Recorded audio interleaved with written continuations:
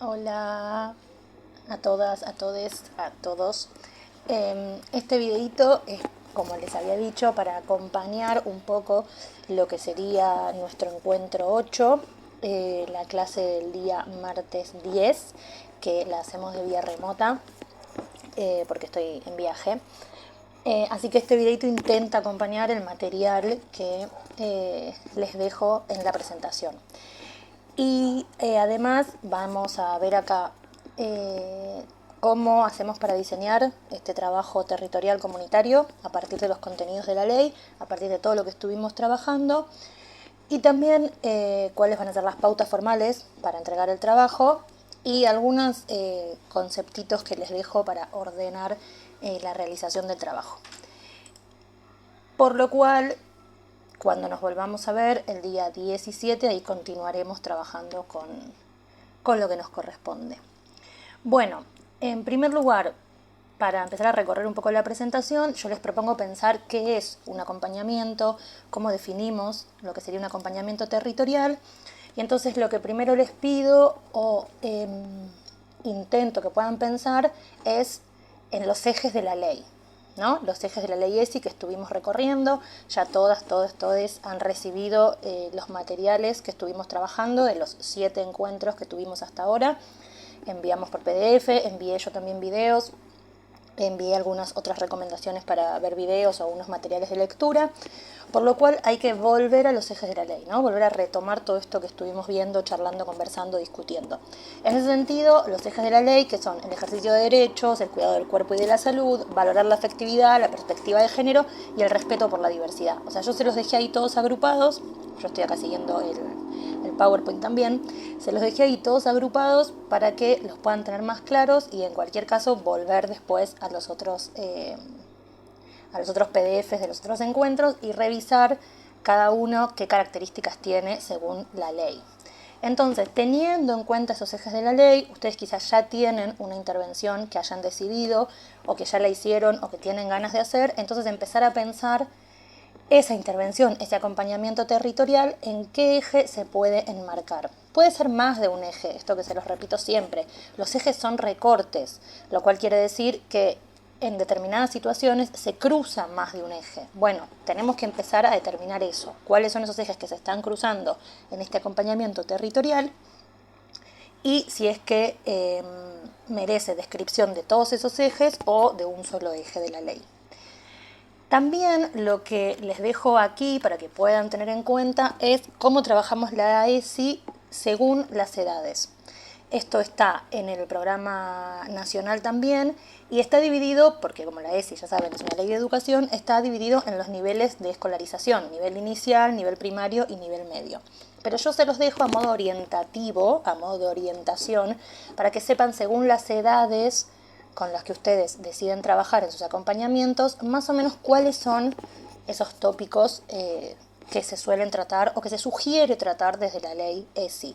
Por supuesto, esto no es determinante ni clausura a que ustedes puedan tratar algún otro tópico con chicos, chicas, chiques de 10 años a 12 años, ¿no? No es que se tiene que suscribir o circunscribir solo a lo que indica para nivel primario.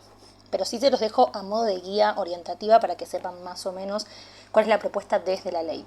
Entonces, en el nivel inicial se trabajan las distintas formas de organización familiar, el conocerse a uno mismo, a una misma, y a los y a las demás, por supuesto, reconocer y expresar los sentimientos, el cuerpo y la higiene, el derecho a la información sobre el propio cuerpo, el desarrollo y la valoración del concepto de intimidad, qué es la intimidad y cómo valorar esa intimidad, y también cómo desarrollar la autoestima en función para tomar decisiones y construir identidad.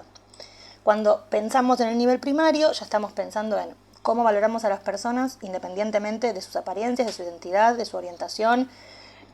Recuerden, cuando pensamos en identidad es un concepto muy amplio, ¿no? Un conscripto bastante amplio. La identidad es clase social, es raza, es religiosa, es también la decisión de orientación o identidad de género. Entonces, identidad es un concepto muy amplio. Cómo se reconocen las diferencias entre mujeres y varones, ¿no? Y acá podemos sumar también un poco ampliar la perspectiva binaria con las personas travestis y trans, pero empezamos a hablar de eso también en el nivel primario, en cómo reconocemos y nos damos cuenta que hay diferencias instauradas, diferencias sociales y culturales instauradas entre varones, mujeres, personas travestis y trans. Cómo reconocemos y respetamos emociones y sentimientos que se vinculan a la sexualidad y a los cambios, ¿no? Estos conceptos como el miedo, la vergüenza, el pudor, el placer. En nivel primario también promovemos los vínculos saludables y empezamos a reflexionar acerca de los modelos corporales, ¿no? Esto que nos traía el eje del cuerpo y la salud. O sea, empezamos a pensar cómo estos modelos acerca del cuerpo están en los medios de comunicación, en la publicidad, y de qué modo se construyen esos modelos a partir de los medios de comunicación o de los discursos dominantes como la publicidad. Y cuando pensamos en nivel medio, o sea, ya con adolescentes y jóvenes y jóvenes, empezamos a pensar entonces en las inquietudes e intereses que tienen los adolescentes y las adolescentes y cómo incentivamos esa participación, ¿no? Ahí estamos pensando también en el eje de los derechos. También tenemos que empezar a brindar la información sobre los marcos jurídicos, los marcos normativos que garantizan sus derechos, o sea, cuáles son estos derechos que tienen por ser adolescentes en general, cuando pensamos en derechos humanos, y en particular derechos sexuales, reproductivos y no reproductivos.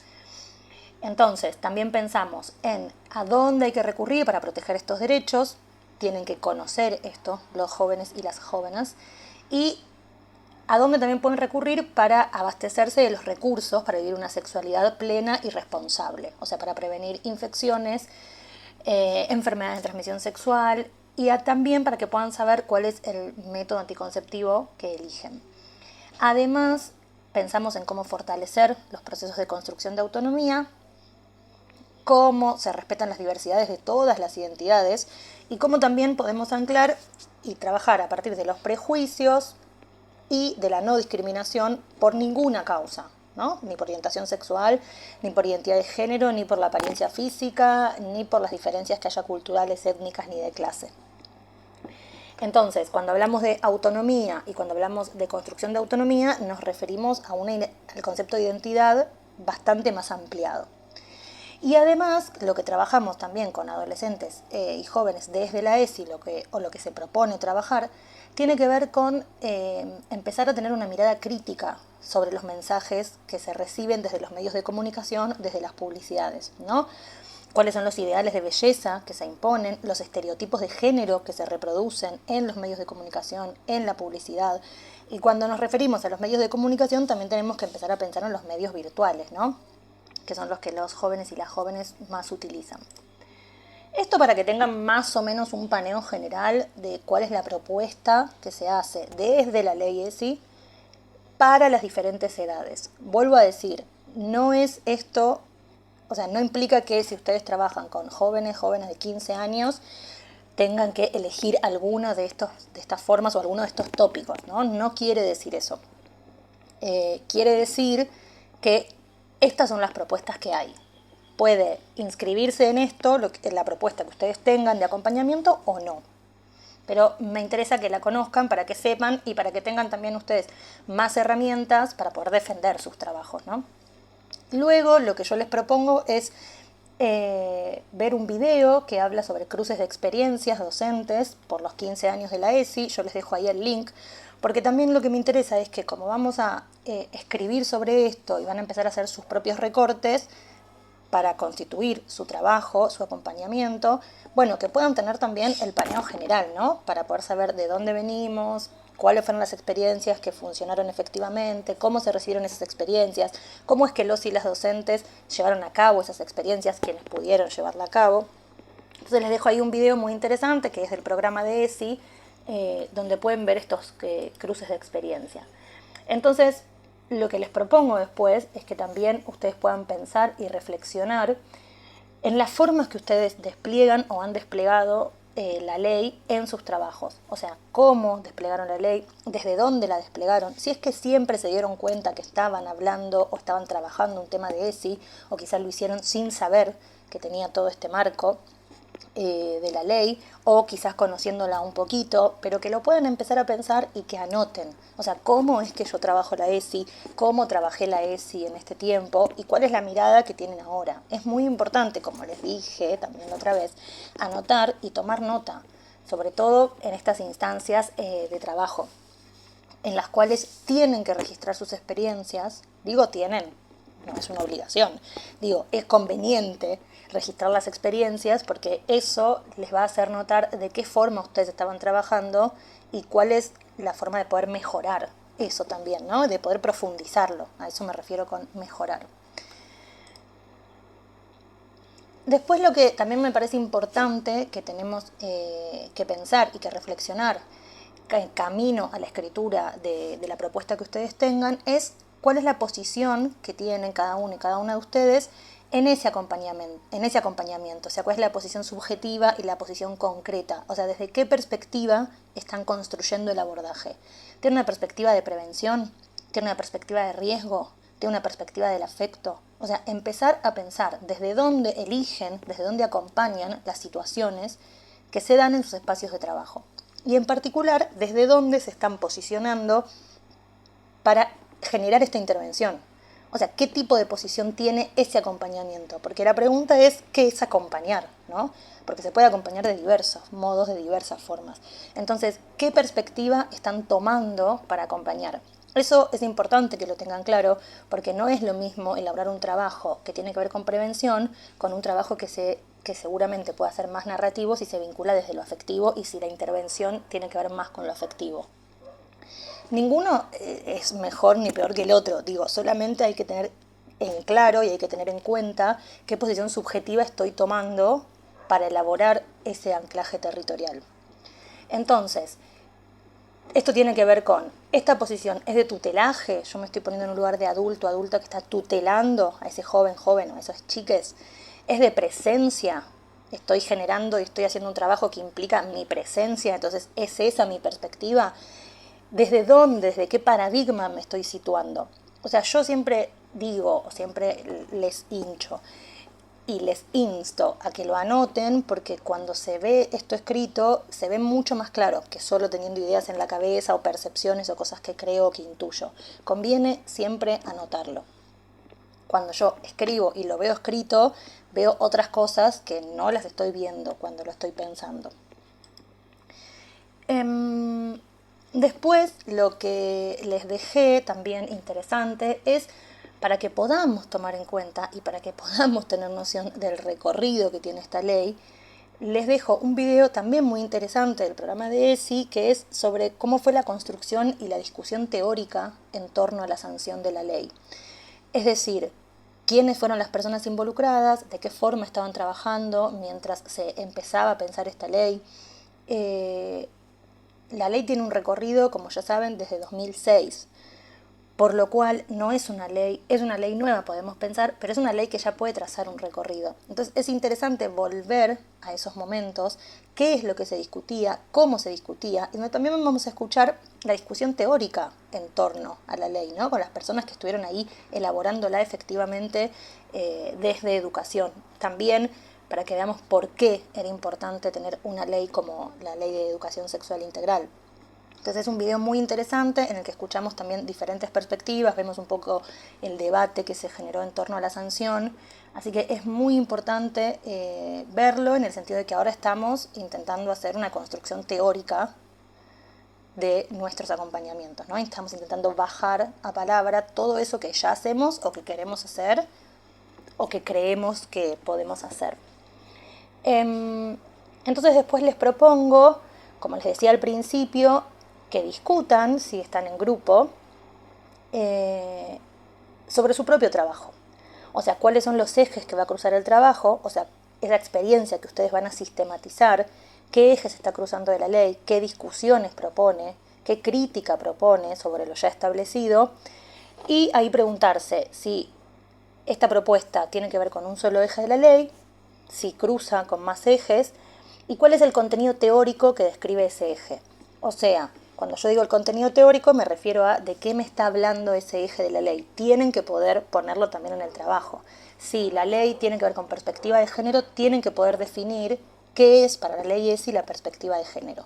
Todo eso está en los PDFs anteriores, de los encuentros anteriores, que fui mechando los diferentes ejes de la ley y el contenido teórico bastante resumido igual, pero en cualquier caso lo pueden buscar en el programa nacional, que ahí se describen, y en los materiales para trabajar se describen de forma bastante extensa cada uno de estos ejes, pero yo les dejé bastante resumido y creo que bastante claro, pero bueno, ya me dirán después, de qué trata cada uno de estos ejes. Bueno, tienen que poder definir eso, porque es la base de la que van a partir. ¿Por qué les interesa trabajar la perspectiva de género? Por ejemplo, en determinado acompañamiento. ¿Qué fue lo que pasó que ustedes piensan que tienen que hablar de la diferencia entre varones, mujeres o varones, mujeres, personas travestis, trans? Tienen que poder definir cuál es esa perspectiva desde lo que propone la ley.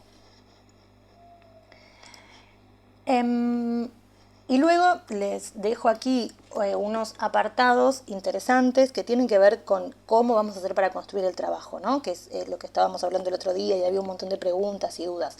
Bueno, lo que se llaman las consideraciones formales para hacer el trabajo. Yo les dije que era como una especie de monografía, o sea, es a modo de monografía, ya sabemos que las monografías son más largas, o sea, es una monografía a nuestro modo, digamos, ¿no?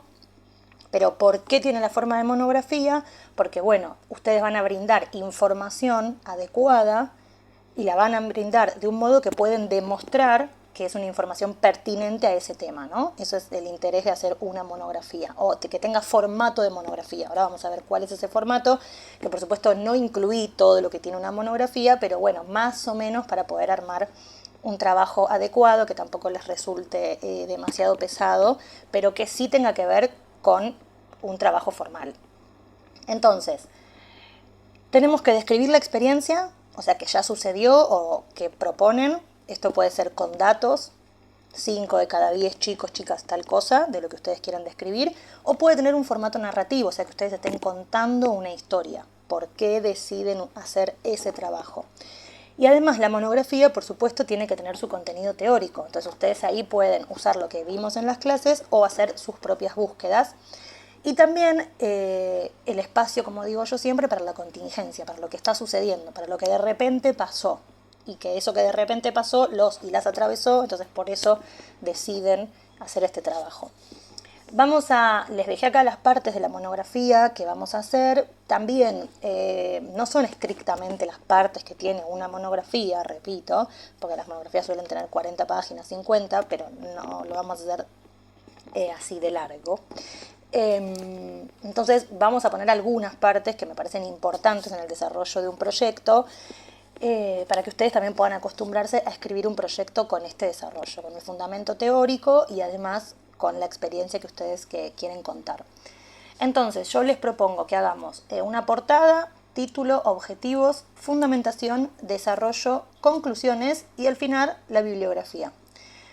Cuando me refiero a portada, digo como la presentación del trabajo, ¿no? O sea, yo siempre hago el cuadrito porque le suelo poner como recuadro a las portadas, pero no hace falta.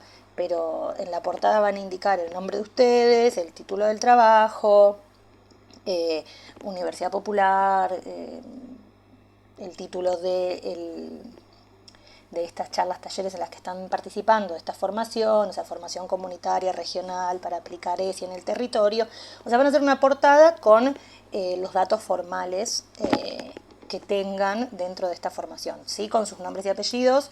Si son grupo, bueno, pondrán el de las 4 que estén en el grupo. Si es una sola persona, una sola persona. O sea, lo importante de la portada es que tenga el título, quién participa en ese trabajo y para qué es ese trabajo, ¿no? O sea, en este caso es para la formación comunitaria regional de ESI en el territorio. Esto,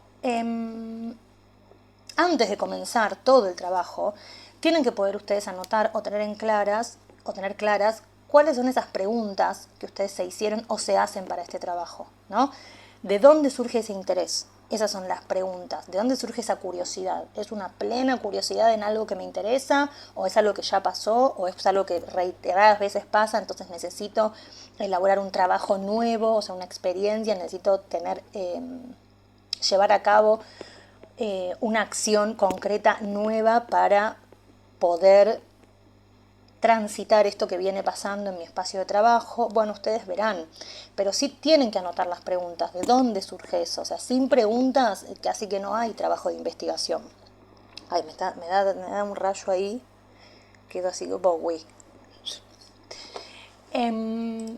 Entonces, aparte de la portada, que esa la pueden hacer como a ustedes más les guste, no hay una formalidad específica más que tenga esos datos concretos que les enumeré, vamos a pensar en el título. Bueno, ¿qué es lo importante del título? Primero que sea claro y que sea preciso. O sea, el título no puede ser un divague. Tiene que ser preciso, en el cual yo pueda leer el título y entender exactamente qué es lo que ustedes están trabajando, qué es lo que investigaron o cuál es el trabajo que quieren llevar a cabo. Entonces, cuando yo lea el título, tengo que entender claramente de qué va a ser ese trabajo. Y además el título es una forma de delimitar, que es lo más importante en un trabajo teórico de sistematización de experiencias. O sea, delimita un área concreta a la que ustedes se van a dedicar. Y no es una generalidad. La perspectiva de género en el centro vecinal. No, eso es una generalidad. O sea, si yo pienso en la perspectiva de género en el centro vecinal, tengo que pensar en qué parte de la perspectiva de género, en cuál centro vecinal, ¿no? Tengo que eso delimitarlo en el título. No puedo poner la perspectiva de género, porque la perspectiva de género es un montón. Entonces, ¿qué temas de la perspectiva de género? Eso lo puse como ejemplo, pero por supuesto que siempre me pueden preguntar y para eso vamos a tener los otros encuentros, para que ustedes vengan con el trabajo, con determinada parte del trabajo hecho y que lo podamos charlar y conversar y discutir, como viene siendo últimamente, que me encanta, y podamos discutir si en este caso el título es pertinente o es demasiado general. Lo importante del título es que sea claro y que sea preciso, o sea, que vaya al punto que tiene que ir. Luego vamos a pensar en los objetivos. Bueno, los objetivos del trabajo, o sea, es cuáles son los fines que se propusieron, ¿no? ¿Cuál es la intención de ese trabajo? ¿Qué finalidad tiene? En general, yo les puse ahí, se enuncian con verbos en infinitivo, ¿no? Registrar tal cosa, comentar tal otra, mirar de modo crítico, estoy con perspectiva de género hoy, bueno, mirar de modo crítico la perspectiva de género en los medios de comunicación. Bueno, X, pero en general son con verbos en infinitivo. Yo les dejé ahí una cita que dice que los objetivos se refieren a los fines que se propuso el investigador, aquello que se espera conseguir una vez que terminó esa investigación, en este caso una vez que termina este trabajo que ustedes quieren aplicar, entonces qué es lo que ustedes quieren lograr, ¿no?, con el trabajo. Y entonces que se cumplan los objetivos permite pasar de un estado actual del problema al estado deseado. Entonces, poder tener en claro los objetivos es importante porque es cómo ustedes creen que puede cambiar esto que ustedes están planteando. No importa si después cambia o no. O sea, en el mejor de los casos queremos que esa situación se transforme, ¿no? Por eso lo hacemos. Pero por lo menos tener claro que yo necesito hacer esto para que lo que estaba de un modo pueda estar de otro modo. Para que no quede igual. Entonces, para que ese estado conflictivo pase a un estado deseado. Entonces, cuando hablamos de planteamiento del problema nos referimos a las preguntas, ¿no? A esto que ustedes se van a poner a trabajar acá. Entonces hay mucho vínculo entre el problema con los objetivos, entre esa pregunta, ¿cómo hago para tal cosa?, está muy vinculada con los objetivos, porque es lo que quiero lograr con eso. Entonces, si ustedes tienen sus preguntas claras y definidas, o sea, el tema del trabajo, si lo tienen claro y definido, van a tener mucho más definidos los objetivos. Por eso yo las hincho y les hincho y los hincho con háganse preguntas, hagan las preguntas sobre lo que les interese, porque es la única forma que ustedes puedan después llegar a los objetivos y llegar también a la realización del trabajo, ¿no? Pero sin esas preguntas es muy difícil, sin tener un problema enunciado, es muy difícil después la construcción del trabajo. Después, en la fundamentación, esto tiene que ver con por qué propongo, por qué hago esto, por qué hice tal intervención, por qué intento esto. Entonces, tiene que ver con, ustedes tienen que poder explicar la importancia que tiene el trabajo que ustedes van a realizar, así como también las razones que justifican esa elección de ese tema. Entonces, en la fundamentación, ustedes tienen que poder justificar con argumentos esos motivos que les hicieron pensar en este problema. Y dentro de esos motivos ustedes pueden enumerar una trascendencia personal, o sea, porque es importante para cada uno, cada una. Aparte estamos trabajando de la ESI, sabemos que la primera puerta de entrada es hacia nosotros mismos, que hace la ley. Entonces, pueden ustedes considerar esa trascendencia, esa importancia individual, singular de cada uno y cada una, y también qué importancia pueda tener social o institucional o comunitaria. Eso tiene que estar dentro de la justificación, que ustedes expliquen con argumentos claros el porqué de este trabajo. Además también pueden mencionar cuáles son los beneficios que van a estar o que van a suceder o que creen ustedes que van a suceder a partir de la realización de esta experiencia. Luego en el desarrollo es como una forma de la metodología, ¿no? Yo se los puse ahí, pero no estamos incluyendo acá la metodología, pero tiene como un modo de metodología el desarrollo del trabajo, o sea, cómo y de qué forma voy a llevar a cabo la propuesta. Entonces, ¿en qué lugar yo voy a hablar concretamente de lo que voy a hacer, como paso por paso, digamos, en el desarrollo? No lo voy a decir en la fundamentación, no lo voy a decir en los objetivos, no lo voy a decir en el título, en el desarrollo. Ahí hago la descripción completa de lo que yo quiero hacer o hice o me interesa pensar. O sea, ahí puedo abordar en qué población, a qué población está dirigida, a dónde se realiza esta intervención, cuáles fueron las técnicas y mis instrumentos para realizar este trabajo. O sea, si es un trabajo de realización en el aula, por ejemplo, bueno, pongo qué materiales utilicé. Por eso yo les decía, lean esos trabajos que yo les dejé de las docentes del programa provincial de acá, porque son experiencias muy enriquecedoras y además están muy bien descritas, y eso es importante. Todo eso va en el desarrollo.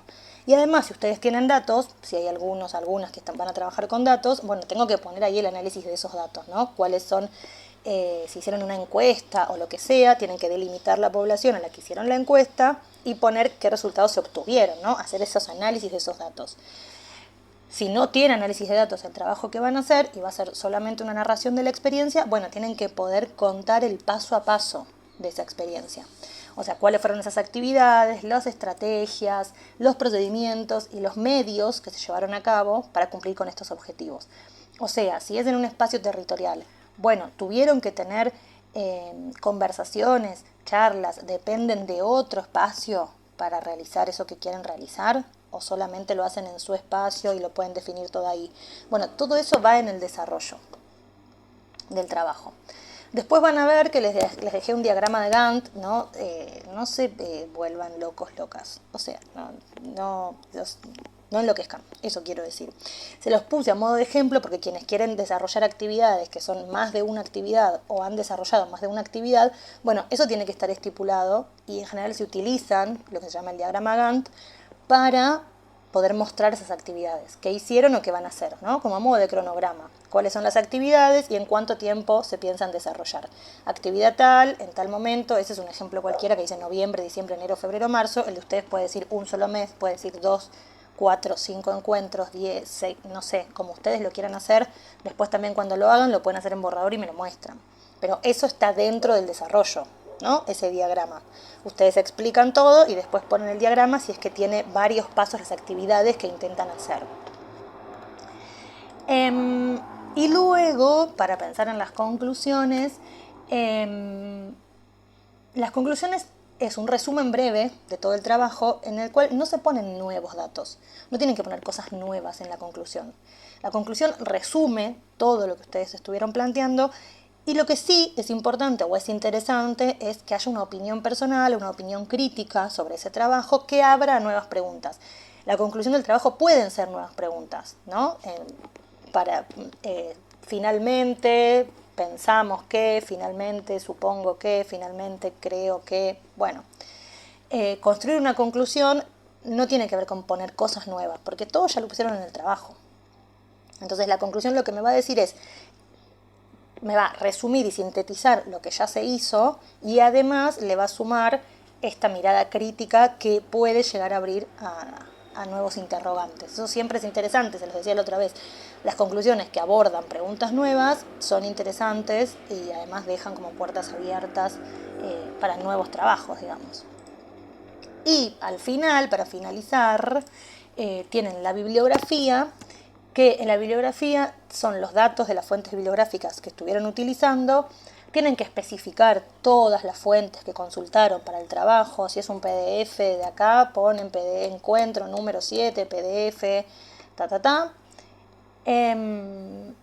si utilizaron bibliografía de otras fuentes, también la tienen que citar. Yo les puse unos ejemplos ahí de bibliografía. Lo mismo que les dije la otra vez, no hace falta que citen tal cual las normas APA. O sea, solo con que pongan el autor y el año de dónde sale ese texto, ya está. Digo, pero recuerden que eso va, la bibliografía va al final de todo, se pone bibliografía en el título y es en orden alfabético, ¿no? Por apellido. No tienen que poner un orden cronológico de lo que usaron primero y lo que usaron después. Se ordena alfabéticamente, según el nombre, según el apellido de la persona que utilizaron ese texto o esa fuente o el video, lo que sea. Si es canal encuentro, o sea, C, entonces va a ir después de la B larga. Vuelvo a decir, yo esto lo puse a modo de ejemplo, los dos ejemplos que dejé ahí. No tiene que ser así que lo citen. Quien quiere citar así, pues está acostumbrado, ya saben citar en normas APA, bueno, les sirve para practicar. Las normas APA son como unas normas generales para citar en trabajos académicos. No hace falta en este caso, no me parece que tenga mayor importancia. Solamente que ustedes, que sí podamos ver en el trabajo qué fuentes consultaron. O sea, que yo, si ustedes me ponen esto de una página de internet, que yo pueda entrar a esa página y vea que efectivamente lo sacaron de ahí. Para eso es el citado de bibliografía. Algo importante de los documentos de internet, o sea, yo lo digo porque nunca está de más decirlo. Rincón del Vago, monografía.com, Wikipedia, no son fuentes confiables. Wikipedia soy yo subiendo heladera, 2 puntos. No, Wikipedia no es una fuente confiable. Entonces, no se pueden utilizar como fuentes para realizar un trabajo. Por lo cual, si ustedes sacan la información de Wikipedia o de monografías.com, vayan a buscar de dónde sacan esa información. O sea, corrobórenla, busquen la fuente primera y con esa fuente citen esa fuente. Pero no utilicen como fuente Wikipedia en ninguna de esas páginas porque no son fuentes confiables. Sí, para otros, si tienen otros archivos de internet, o si tienen YouTube, que también se pueden citar YouTube. Digo, a veces en YouTube buscan una entrevista, encuentran una entrevista de una persona que tiene pertinencia en el tema que ustedes están hablando y funciona porque está esa persona en esa entrevista. Entonces, pueden utilizar videos de YouTube de entrevistas o de una persona dando una clase, lo que sea. Copian el link y lo pegan. O sea, ponen el nombre de la persona, o canal encuentro, o quien sea, y ponen después el link y eso va a estar bien. O sea, es una persona, si es alguien pertinente al tema que ustedes están trabajando, eso está bien, pero hay que tener cuidado con el citado, con las fuentes de internet, mucho cuidado. Yo dije la otra vez, pueden fijarse en Google Academics, pero Google Academics tiene trabajos bastante pesados, más tesis, tesis de doctorados, tesis de licenciaturas, tesis de grado, ¿no? Entonces quizás son más densas las lecturas, tienen más cantidad de páginas. Si lo quieren usar, por supuesto, o si justo lo están usando para otra cosa, bueno, bárbaro. Pero si no, no es necesario. Y ahora, antes de finalizar, porque este videito tiene la intención de no ser muy extenso, sino ser cortito, porque también les dejé otros videos más arriba para que puedan ver, esos sí son un poco más extensos, entonces para completar todo nuestro horario, para no abrumarles con tanta cosa, porque como no hay feedback, me parece que es un embole, sino estar escuchando a alguien hablar sin que haya una conversación. Entonces por eso quería ir como así medio rápido acompañando el PDF que les dejé. Las pautas formales para la entrega, que eso sé que es algo que me estaban preguntando un montón. Se las dejé ahí escritas para que las vean. La extensión mínima de 4 páginas, como mínimo tienen que tener los trabajos, máxima de 10, o sea, más de 10 páginas no hagan. Bueno, si alguien tiene 11 páginas, 12, no pasa nada. Lo que digo es no se manden a hacer un texto de 20 páginas porque no es necesario y no cumple con las pautas que estoy pidiendo. Letra de Arial o Times New Roman, tamaño 12, interlineado 1,5, así clásico y sencillo. Y les dejé las fechas de entregas para que podamos ir viendo por etapas las distintas revisiones del trabajo hasta la entrega final. Vamos a tener entonces una revisión del primer borrador que va a tener que ver con las preguntas que escribieron y los objetivos. O sea, ustedes me van a tener que decir ahí el problema que a ustedes les interesa y cuáles son los objetivos que se propusieron para ese problema. Eso lo vamos a ver el martes 17, es decir, este martes que correspondería a esta clase, este encuentro 8, que es el 10, no. El otro martes tienen que tener el primer esbozo de estas preguntas, que fueron las que les pedí también el último martes, que empiecen a pensar, que empiecen a escribir, que les recomendé ya que empiecen a escribir, porque el 17 vamos a revisar entonces las preguntas y los objetivos de todes y todas y todos. Así que eso lo tienen que llevar para esa fecha. Eso sería un primer borrador. Un segundo borrador vamos a revisarlo el martes 31. O sea, ahí van a tener como 2 semanas, porque recuerden que el 24 tenemos el encuentro con Ruth y tenemos una especie de taller también con ella dentro de esta misma formación. Así que vamos a tener 2 semanas en el medio para poder seguir elaborando el trabajo. En el segundo borrador del día martes 31 tiene que estar la fundamentación, el desarrollo y las conclusiones. O sea, casi todo el laburo hecho. Si no llegan, si se les complica, si me escriben, me dicen, nos vamos a ver el 24 también. O sea, que no es que no nos vamos a ver. En el caso de que haya algún conflicto, que no entiendan algo, que no lleguen, tenemos esa clase en el medio, que nos podemos tomar un ratito también y podemos ver cuáles son las dificultades, cuáles son las dudas, qué es lo que no se entiende. Por eso también me interesó dejar esa clase, el día 24, que es el encuentro con Ruth, además de tener ese encuentro, tener un pequeño espacio por las dudas, que alguien no entienda, no sepa, no llegue, no sé cómo hacer. Y la entrega final y la presentación es el día 7 de junio, mi cumpleaños, bendecida, que es el último encuentro de esta formación. Entonces, tenemos ahora un recorrido más o menos de un mes, diría yo, para poder elaborar el trabajo. Por lo cual, les digo por eso que traten de ir haciéndolo por etapas. O sea, si además de las preguntas y los objetivos avanzan en algo más, avancen y tráiganlo y me lo muestran, ¿no? También siempre saben que me pueden después mandar mail o me pueden escribir. Yo sé que los momentos finales o de entrega son así como muy intensos.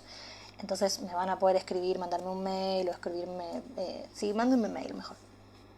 O preguntarme cuando nos veamos el 24. Esa instancia también es importante, porque va a ser entre el primer borrador y el segundo. Entonces está bueno ir escribiendo, está bueno ir pensando para que no tengan todo el último día. Ya les dije que el lunes 6, un día antes de la entrega, no voy a estar contestando ni respondiendo locuras. Por supuesto, si hay dudas puntuales, específicas, sí.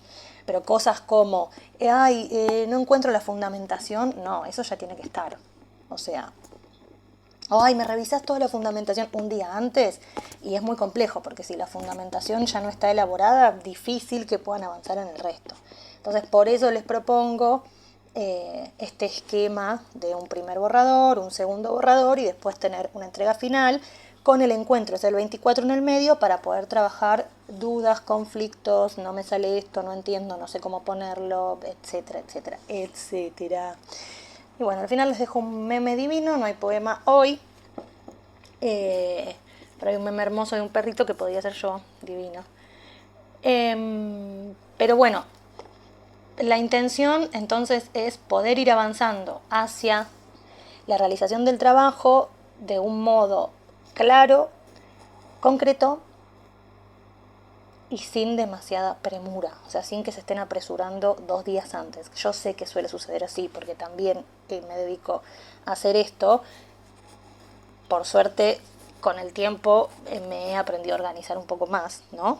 Por eso es lo que hacemos también si nos dedicamos en algún momento a escribir este tipo de experiencias o a proponer este tipo de experiencias o proponer talleres o lo que sea, aprendemos a llevar a cabo esta organización y no hacerlo todo el último día, porque se vuelve un lío, aún incluso con la vida doméstica, con los trabajos que también me suceden a mí.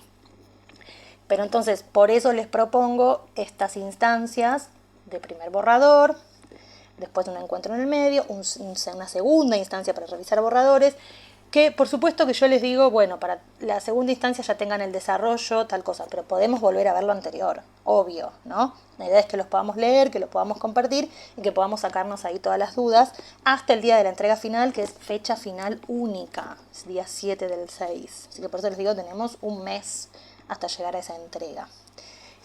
Bueno, nada más, ha sido así como un recorrido fugaz por esta presentación para el día de hoy, porque tienen los otros 2 videos para no tomarles demasiado tiempo y que puedan ver los videos y que podamos también conversar acerca de los recorridos de la ley, de las experiencias docentes que les dejé y de cómo se gestó la ley, para que lo puedan ver y entender y comprender que los debates en torno a distintas posiciones teóricas o armar un trabajo teórico o armar una ley no son siempre debates, son debates con rispideces, a eso me refiero, y que demandan atención, demandan curiosidad también, demandan hacernos preguntas y demandan esto que se piden los objetivos. ¿Qué quiero hacer yo para que esto cambie? ¿Qué puedo, cómo puedo, desde dónde creo que puedo intervenir para que esto cambie? Entonces, por eso, videito cortito hoy, como a modo de clase remota cortita, y miren los otros videos para que los y las les acompañen en el camino de la realización de este trabajo y que después podamos comentar, por supuesto. Bueno, les dejo un beso enorme a todas, todos, todes, y nos vemos el día 17 ya con algo escrito, con lo primero que tienen que entregar, preguntas y objetivos, o sea, problema, preguntas y objetivos. Esa pregunta puede ser que tengan el título ya, puede ser, lo podemos ver, pero con ese primer acercamiento para el trabajo. Nos vemos.